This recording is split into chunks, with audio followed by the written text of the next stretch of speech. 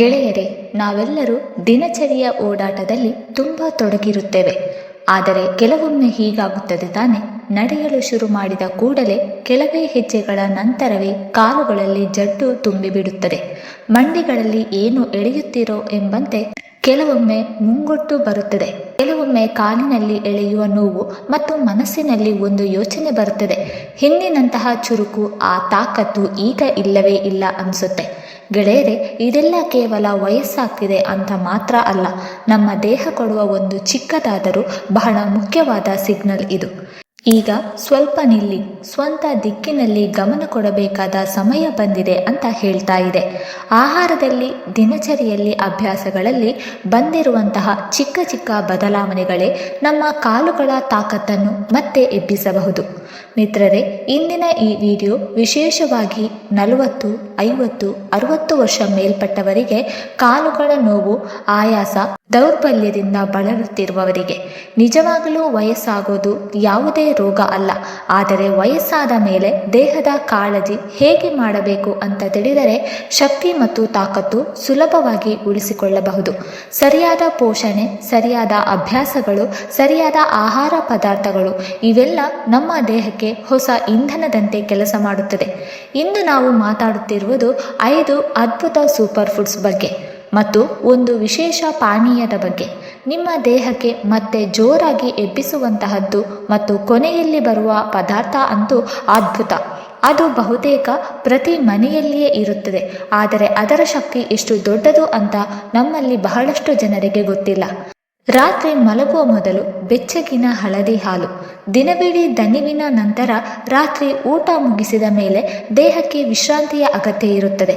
ಅಂತಹ ಸಮಯದಲ್ಲಿ ದೇಹಕ್ಕೆ ಒಳಗಿನಿಂದ ಪೋಷಣೆ ಕೊಡುವ, ಗಾಢ ನಿದ್ರೆ ಕೊಡುವ ಪಾನೀಯ ಸೇವಿಸಿದರೆ ಪ್ರಭಾವ ಇನ್ನಷ್ಟು ಚೆನ್ನಾಗಿ ಕಾಣಿಸುತ್ತೆ. ಅತ್ಯಂತ ಸರಳ ಆದರೆ ತುಂಬ ಪರಿಣಾಮಕಾರಿ ಉಪಾಯ. ಮಲಗುವ ಮೊದಲು ಬೆಚ್ಚಗಿನ ಹಾಲಿಗೆ ಸ್ವಲ್ಪ ಹಳದಿ ಅಂದರೆ ಅರಶಿನ ಬೆರೆಸಿ ಕುಡಿಯಿರಿ. ಹಾಲು ದೇಹಕ್ಕೆ ಕ್ಯಾಲ್ಸಿಯಂ, ಪ್ರೋಟೀನ್ ಮತ್ತು ಅಗತ್ಯ ಮಿನರಲ್ಸ್ ಕೊಡುತ್ತೆ.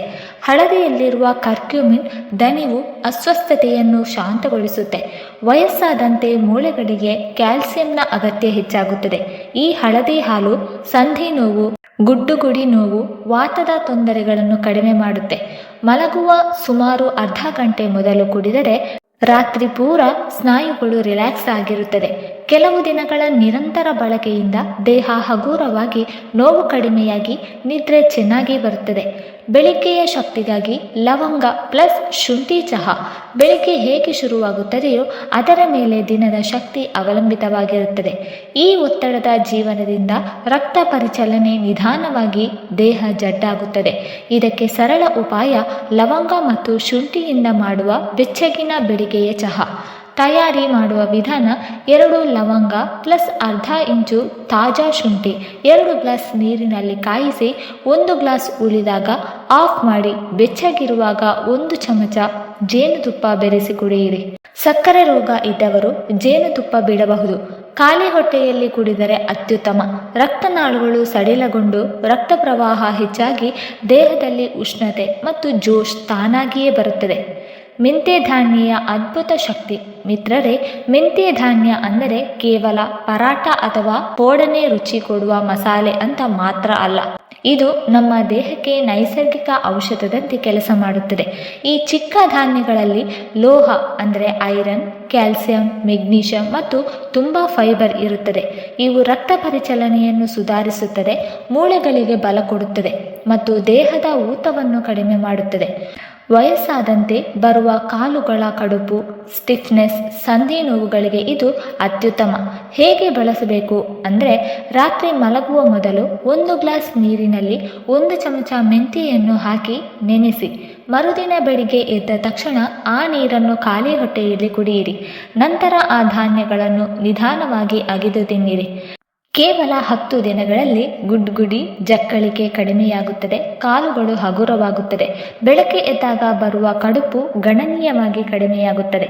ನಿರಂತರ ಬಳಕೆಯಿಂದ ಮೂಳೆಗಳು ಬಲಿಷ್ಠವಾಗಿ ಸಂಧಿಗಳ ಚುರುಕುತನ ಹೆಚ್ಚಾಗುತ್ತದೆ. ಪ್ರೋಟೀನ್ಗೆ ಅತ್ಯುತ್ತಮ ಆಯ್ಕೆ ಫುಟಾಣೆ ಪ್ಲಸ್ ಶೇಂಗಾ ಧಾನ್ಯ. ವಯಸ್ಸು ಏನೇ ಇರಲಿ, ದಿನಕ್ಕೊಮ್ಮೆ ಸಾಕಷ್ಟು ಪ್ರೋಟೀನ್ ಸಿಗುವುದು ಬಹಳ ಮುಖ್ಯ. ಪ್ರೋಟೀನ್ ಇಲ್ಲದಿದ್ದರೆ ಸ್ನಾಯುಗಳು ದುರ್ಬಲವಾಗುತ್ತದೆ, ಆಯಾಸ ಬೇಗ ಬರುತ್ತದೆ. ಅತಿ ಸರಳ ಮತ್ತು ಪರಿಣಾಮಕಾರಿ ಆಯ್ಕೆ ಫುಟಾಣಿ ಅಂದರೆ ಹುರಿದ ಕಡಲೆ ಮತ್ತು ಶೇಂಗಾಧಾನ್ಯ. ಇವೆರಡರಲ್ಲೂ ನೈಸರ್ಗಿಕ ಪ್ರೋಟೀನ್, ಮೆಗ್ನೀಷಿಯಂ, ಐರನ್ ಮತ್ತು ಆರೋಗ್ಯಕರ ಕೊಬ್ಬುಗಳು ತುಂಬಿದೆ. ಬೆಳಗ್ಗೆ ಉಪಾಹಾರದ ನಂತರ ಅಥವಾ ಸಂಜೆ ಹಸಿವಾದಾಗ ಒಂದು ಚಿಕ್ಕ ಮುಟ್ಟು ಪುಟಾಣಿ ಪ್ಲಸ್ ಶೇಂಗಾಧಾನ್ಯ ತಿನ್ನಿರಿ. ಇದರಿಂದ ಸ್ನಾಯುಗಳ ತಾಕತ್ತು ಹೆಚ್ಚುತ್ತದೆ, ಮೂಳೆಗಳಿಗೆ ಆಧಾರ ಸಿಗುತ್ತದೆ. ರಾತ್ರಿ ಕಾಲಿಗೆ ಗಂಟು, ಸುಣ್ಣಗಾಗುವಿಕೆ ಅಥವಾ ಮುಂಗಟ್ಟು ಬರುವ ತೊಂದರೆ ಕಡಿಮೆಯಾಗುತ್ತದೆ. ದಿನಪೂರ ಹಗುರವಾಗಿ ಶಕ್ತಿಯುತವಾಗಿ ಇರಬಹುದು. ಚಳಿಗಾಲದ ಸೂಪರ್ ಕೋಂಬೋ ಎಳ್ಳು ಪ್ಲಸ್ ಬೆಲ್ಲ. ಚಳಿಗಾಲದಲ್ಲಿ ದೇಹಕ್ಕೆ ಹೆಚ್ಚು ಉಷ್ಣತೆ ಮತ್ತು ಶಕ್ತಿ ಬೇಕು. ನಮ್ಮ ಹಿರಿಯರು ಇದನ್ನು ಬಹಳ ಮೊದಲೇ ತಿಳಿದಿದ್ದರು. ಅದಕ್ಕೆ ಎಳ್ಳು ಬೆಲ್ಲದ ಸಂಪ್ರದಾಯ ಇಂದಿಗೂ ಜೀವಂತ. ಎಳ್ಳಿನಲ್ಲಿ ಕ್ಯಾಲ್ಸಿಯಂ, ಐರನ್, ಫಾಸ್ಫರಸ್ ಧಾರಾಳವಾಗಿರುತ್ತದೆ. ಮೂಳೆಗಳು ಮತ್ತು ಸ್ನಾಯುಗಳಿಗೆ ಬಲ ಕೊಡುತ್ತದೆ. ಬೆಲ್ಲ ಪಚನ ಸುಧಾರಿಸುತ್ತದೆ, ರಕ್ತವನ್ನು ಶುದ್ಧೀಕರಿಸುತ್ತದೆ, ನೈಸರ್ಗಿಕ ಶಕ್ತಿ ನೀಡುತ್ತದೆ. ದಿನಕ್ಕೊಮ್ಮೆ ಬೆಳಗ್ಗೆ 2-3 ಎಳ್ಳಿನ ಲಾಡು ಅಥವಾ ಸಣ್ಣ ತುಂಡು ಎಳ್ಳು ಪ್ಲಸ್ ಬೆಲ್ಲ ತಿನ್ನಿ. ಚಳಿಗಾಲದ ಸಂಧಿ ನೋವು, ಕಾಲು ಊತ, ಸ್ನಾಯುಗಳ ಕಸ ಕಡಿಮೆಯಾಗುತ್ತದೆ. ದೇಹದ ಒಳಗಿನ ಉಷ್ಣತೆ ಉಳಿದು ನಡೆದಾಡುವುದು ಹಗುರವಾಗುತ್ತದೆ. ಅಕ್ರೋಟ್ ಮತ್ತು ಮನುಕೆ ದೌರ್ಬಲ್ಯಕ್ಕೆ ವಿರುದ್ಧದ ಶಕ್ತಿ. ಅಕ್ರೋಟ್ ಎಂದರೆ ಮೆದುಳಿಗೆ ಒಳ್ಳೆಯದು ಅಂತ ನಮಗೆಲ್ಲ ಗೊತ್ತು. ಆದರೆ ಇದು ದೇಹದ ಒಟ್ಟಾರೆ ದೌರ್ಬಲ್ಯ ದೂರ ಮಾಡಲು ಅದ್ಭುತ.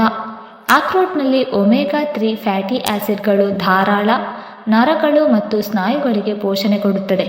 ಮನುಕೆಯಲ್ಲಿ ಐರನ್, ಆಂಟಿಆಕ್ಸಿಡೆಂಟ್ಗಳು, ಮಿನರಲ್ಸ್ಗಳಿವೆ. ರಕ್ತ ಪರಿಚಲನೆ ಸುಧಾರಿಸಿ ದಣಿವು ದೂರ ಮಾಡುತ್ತದೆ. ಉಪಾಯ: ರಾತ್ರಿ 2 ಅಕ್ರೋಟ್ ಪ್ಲಸ್ 10-15 ಮನುಕೆಗಳನ್ನು ನೀರಿನಲ್ಲಿ ನೆನೆಸಿ ಬೆಳಗ್ಗೆ ಎದ್ದು ಮೊದಲು ಅವುಗಳನ್ನು ಚೆನ್ನಾಗಿ ಅಗಿದು ತಿನ್ನಿರಿ. ನಂತರ ಮನುಕೆಯ ನೀರನ್ನು ಕುಡಿಯಿರಿ. ಕೆಲವು ದಿನಗಳಲ್ಲಿ ಕಾಲುಗಳ ತಾಕತ್ತು ಮರಳಿ ಬರುವುದು ಗಮನಕ್ಕೆ ಬರುತ್ತದೆ. ದಣಿವು ಕಡಿಮೆಯಾಗುತ್ತದೆ. ದೇಹ ತಾಜಾವಾಗಿರುತ್ತದೆ. ಕೊನೆಯ ಸಲಹೆಗಳು: ಜೀವನ ಶೈಲಿ ಬದಲಾವಣೆ. ಬೇಕರಿ ತಿಂಡಿ, ಚಿಪ್ಸ್, ಜಂಕ್ ಫುಡ್ ಬಿಟ್ಟು ಮನೆಯ ಹಗುರ ಉಪಹಾರ, ಹಣ್ಣು, ಸುಖಮೇವ ತಿನ್ನಿ. ಪ್ರತಿ 1 ಗಂಟೆಗೊಮ್ಮೆ ಎದ್ದು 5 ನಿಮಿಷ ದೇಹ ಅಲುಗಾಡಿಸಿ. ದಿನಕ್ಕೆ ಕನಿಷ್ಠ 15-20 ನಿಮಿಷ ನಡೆಯಿರಿ. ಕಡಿಮೆಯಾದರೂ 100 ಹೆಜ್ಜೆ ನಡೆಯಲೇಬೇಕು. ನೀರು: ಕುಳಿತು ನಿಧಾನವಾಗಿ ನೀರು ಕುಡಿಯಿರಿ. ದಿನಕ್ಕೆ 2.5 ಲೀಟರ್ ನೀರು ಕುಡಿಯಲೇಬೇಕು. ಗೆಳೆಯರೇ, ವಯಸ್ಸು ನೈಸರ್ಗಿಕ ಪ್ರಯಾಣ. ಆದರೆ ದೌರ್ಬಲ್ಯ, ನೋವು, ಆಯಾಸವನ್ನು ನಾವು ನಿಯಂತ್ರಿಸಬಹುದು. ಸಣ್ಣ ಬದಲಾವಣೆಗಳು, ಸರಿಯಾದ ಆಹಾರ, ಸ್ವಲ್ಪ ಚಲನೆ ಪ್ಲಸ್ ಶಿಸ್ತು, ಇಷ್ಟೇ ಸಾಕು. ದೇಹ ಮತ್ತೆ ಚುರುಕಾಗುತ್ತದೆ. ವೀಕ್ಷಕರೇ, ಈ ಮಾಹಿತಿ ನಿಮಗೆ ಇಷ್ಟವಾಗಿದ್ದರೆ ದಯವಿಟ್ಟು ಲೈಕ್ ಮಾಡಿ, ಶೇರ್ ಮಾಡಿ ಮತ್ತು ಕಮೆಂಟ್ ಮಾಡಿ. ಹಾಗೆ ಮುಂದಿನ ವಿಡಿಯೋಸ್ಗಳಿಗಾಗಿ ನಮ್ಮ ಚಾನಲನ್ನು ಸಬ್ಸ್ಕ್ರೈಬ್ ಮಾಡಿಕೊಳ್ಳಿ. ಧನ್ಯವಾದಗಳು.